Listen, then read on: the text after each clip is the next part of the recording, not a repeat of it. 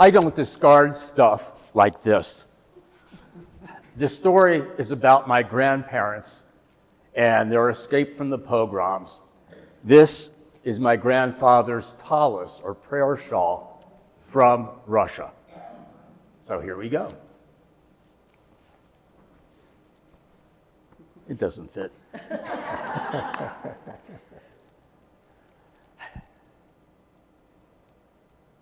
I am so proud that my roots were tarnished and almost destroyed in Russia. But the family tree blossomed in the American South. And it's so good to be home. I don't know if you've heard of the pogroms. P-O-G-R-O-M-S. The pogroms were systematic murder, harassment, intimidation of Jewish people. It started in 1100. We all know the big ones, the Spanish Inquisition and Nazis. The pogroms in Russia from 1881 to 1918 killed more than 200,000 Jewish people, and 2 million escaped Russia, as did my grandparents. They set sail for that beacon of hope, Lady Liberty. My maternal grandparents, the Zellens, came over on one of those crowded immigrant ships. It was terrible. People were getting sick. People were dying. Their bodies were thrown overboard. The conditions were tremendously awful. But then, as the ship approached New York Harbor and they saw Lady Liberty, the people broke out in a huge celebration. They had confetti. They were throwing it in the air. My 4-year-old Uncle Harry did not want to be left out. So he found one of the 2 suitcases that the Zellens brought over from Russia. He dug through it, he found the clothes, and he threw them up in the air to celebrate. The Zellens left Russia with very little, and they arrived in the United States with a lot less.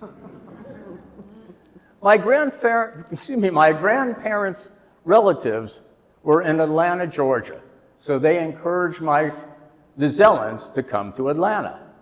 And my grandfather, with the help of the family, was able to open a small grocery store on Peachtree Street in Atlanta, in a predominantly African-American neighborhood. My grandfather had seen starvation and brutality in Russia, and he was not about to let that happen to his new neighbors in America. It's in Leviticus, love thy neighbor as thyself. So, and by the way, grandfather in Hebrew is Zadie, and grandmother is Bubby. And my Bubby Bertha and my Zadie Benjamin started the store, and his generosity, his DNA has been passed down. The care, the compassion, the respect for all people is passed down to his progeny. Then I found something really incredible. My mother passed in 2001. I was going through all of her papers and documents, and I pulled out the census from 1920, Atlanta, Georgia. It listed Benjamin Zellen, head of household. Country of origin, Russia. Race, Negro. What? And then, first of all, I have kind of dark skin. I thought, that's pretty cool. And then I did some research, and it was not uncommon in the Deep South for people that were either Latin or either Italian or Jewish to be labeled as Negro. Only in America. My other grandparents had a much different motivation to come to this country, the Finks. They lived in a small shtetl, or village, on the Ukrainian-Polish border in the Russian Empire. The pogrom released gangs of thugs to intimidate and kill Jewish people. In their shtetl, the gangs attacked their house and set it afire.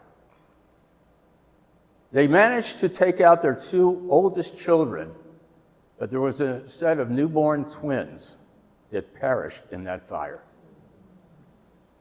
So they also had relatives here that were living in Appalachia, and the relatives told them, West Virginia is the place you ought to be. So they loaded up their bags and they moved to, oh, not Beverly Hills, the hills of Appalachia, where my Zadie Abraham became a peddler. And by the way, peddlers, Jewish peddlers, were all over the South. Here in Asheville, there are so many now retail stores that started out as grandparents coming from Russia to peddle. As my grandfather did in West Virginia, here was this old, bent over, he wasn't old, but bent over Jewish man schlepping his wares on his back. And for the first time in his life, he was treated with respect and dignity from the folks of Appalachia. They must have figured Jewish people from Russia, Appalachians, Irish, Scottish Appalachians, we're all on the fringe of American normal society, so hey, welcome aboard.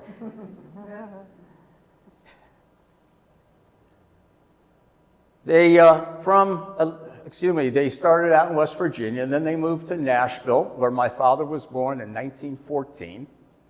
That would make him 111 today if he were alive. Then they moved to Louisville, where the Fink family finally stopped, and where most of my Fink side relatives still remained in Louisville. Many passed away, but those that remain are still in Louisville. And may I say, Louisville, not Louisville. If you say that in front of a Louisvillian, I promise you, you're out. However, I was 9 years old, and we were visiting my cousins and my grandparents in Louisville. My father was walking his mother to the car on a terribly rainy night. She fell. She broke her hip. My father never lost the shame and guilt, because 2 weeks later, Bubby Celia died. Zadie Abraham came to live with us, and we had a really small 2-bedroom apartment in Cincinnati. Both of my parents moved from the South to settle in Cincinnati. And Zadie Abraham and I shared a room. And he was difficult to understand, but we communicated. In fact, he had my back. I was 10 years old. I didn't want to go to school, so I faked an illness. My skeptical mother wasn't sure, and then Zadie Abraham came to my back saying I really was sick. And then Abraham himself became too sick for us to have him stay with us. So he was sent to the Jewish Orthodox Home for the Aged in Cincinnati. My dad and I would visit a lot, and I gotta tell you, it was so cool. Zadie was Willy Wonka. His room was the chocolate factory. Every time I went, there were M&Ms everywhere. It was so much fun. And then one time, my father, Joe Fink, wanted to impress his father, Abraham Fink, by showing him how tough his grandson was, and he slugged me in the arm. It was so incredibly cool to see my father being scolded by his father in front of me. Yosel, no, the kinder. Joseph, the child. About a few weeks after our last visit, we get a call, and Abraham had passed away. I went to the funeral in Louisville, and in that open casket, I saw the man who never, ever smiled, dead in the coffin. I cried an ocean of tears. We needed a dam to hold him back. I lost not only my grandfather, I lost my roommate, my buddy. But let me tell you this. Those Louisvillians, we still had family reunions. We had the Finks, we had the Ziegerts, we had the Bermans. And it was like the Clampetts meet the Goldbergs. We had matzo ball soup and grits. Mogan David wine. Kentucky bourbon. And my cousin Arnold, who is now 89, he used to chop his own wood. He had to give that up 4 years ago. Now he just splits his own wood. He was a drug dealer. Okay, he was a pharmacist. And true to form of a Kentucky Jewish man, he loves NASCAR. He loves real country music, none of the bluegrass. He likes the real thing. And he was president of the synagogue. His brother, Kenny, 86, was a pill pusher. Okay, he was a doctor, but you know, a pill pusher, a pharmacist, all in the same brotherly family. Kenny is pretty much the same way, except he rode a Harley. I told you were going to be in the story. The woman's wearing a Harley t-shirt. And he also loved country music. And he loved Arnold. If you ever want to meet my cousins, get on the road, go to the Kentucky Motor Speedway, and if you see a car or a Harley with guys wearing a yarmulke singing Kenny Chesney, you just met my cousins. Well, what about the youngest cousin of them all on both sides? Chucky. What's my journey? Well, my parents belonged to the Wise Temple in Cincinnati, named after the man who started the Reformed Jewish movement, Isaac Mayer Wise. I would sit in temple looking out the stained glass windows thinking, I could be outside playing. Why am I here? And then I did get bar mitzvahed in the temple at 13. I was confirmed at 16 and pretty much veered off and became a gastronomical Jew. The Jewish food, the Jewish cooking, lox and bagels, matzo ball soup. But I steered away from the religion itself. However, two things happened recently which have brought me back to my faith tradition, my belief in Judaism. I do not agree with the Israeli government and their military. However, Judaism is one religion where you can doubt, where you can disagree and debate. Well, my wife and I tried a few things. I guess I became a wandering Jew. And then, go ahead, laugh, I need it. But two things happened, and one happened in a place that everybody here knows extremely well, the Land of Sky United Church of Christ. My wife and I, taking some advice from a friend, started coming here. And it changed everything. This congregation is unbelievable. It is so diverse. We have African American people, we have white people, we have Latin people, we have people from Asia. We represent such a diverse community. We also have an amazing pastor. I don't want to point her out because she'll get embarrassed. Pastor Sarah. She's hanging out in the back row if you want to take a look. She's the one holding her head down saying, oh, don't pay attention to me. Pastor Sarah brings this community together.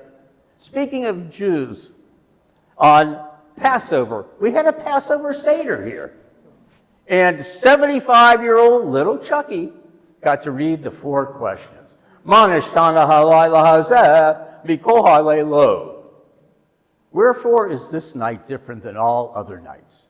Because this night we celebrate our ancestors' escape from slavery at the hands of the Pharaoh in Egypt. That's special to me, and to be able to do this in the United Church of Christ, it's a perfect fit. Jesus first was Jewish, as were the disciples, as well as the fact that Jesus preached love, acceptance, care, giving to those most in need, caring for all people. I call that a pretty good fit. Plus, I've been able to reclaim being a proud Jewish man. in part because of this church. Oh, and by the way, I want to go back to Pastor Sarah now that she's here and I can make fun of her. She's got the most incredible sense of humor. She brings so much joy to this building, not just every Sunday, but all the time. During service, she's down on her knees right here, gathering around all the children of the congregation, playing with them, telling stories, asking questions, answering questions, all about the message of the sermon that's taken from both the Old and the New Testament. And she combines them into a message of social justice for today. We love our Pastor Sarah. Yeah. And if you think that a lot of churches talk, progressive, conservative, no, we take action. If you look across the parking lot, you'll see Beloved Village. This church donated the land so that people that are unhoused can start with a house. Beloved Village. But then there's something else that happened in December that really got me back to my Jewish roots. My granddaughter, Louise, is 7 years old. She was 6 at the time. It was December. If you want to get an image, Louise has these really nice blue eyes, curly blonde hair.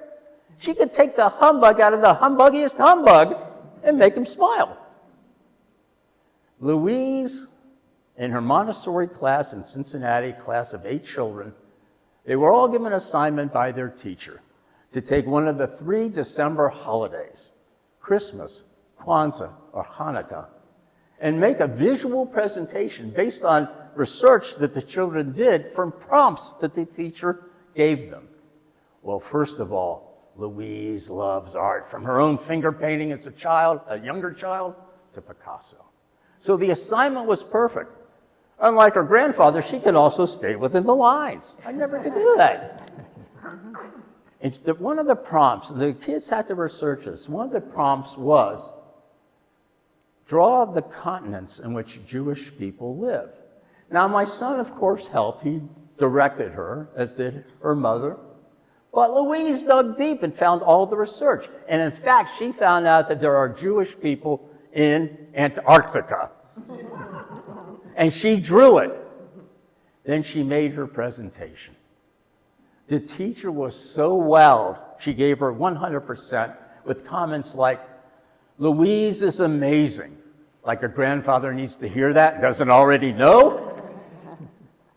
And then the next day, I think it was Google Meet, not Zoom, but our son Drew, an IT executive, calls us, and Louise is there, giggling and cutting up, having a grand old time with Mima, hi Cindy, and Poppy.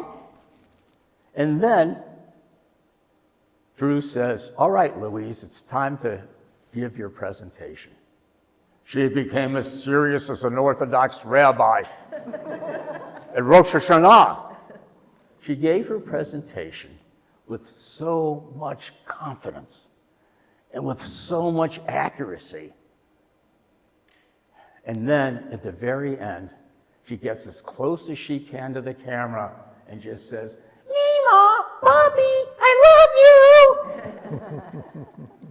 When we finally ended the call, Cindy, Mima, and me, Poppy, cried another bucket of joy.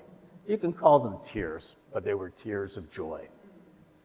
It is because of the Land of Sky United Church of Christ and my granddaughter Louise that I'm no longer just a gastronomical Jew. Oh yeah, I still love the food. But I'm also a very proud Jewish man. And I owe all of this to my grandparents and their courage, their determination, and their love, so that now I can come back home to the American South and tell you about their story. And you know what? I think they would really think it's cool that their youngest grandson is up here sharing their stories of the Jewish culture and the Southern culture. Bubbies and Zadies, l'chaim. Shalom. Thank you.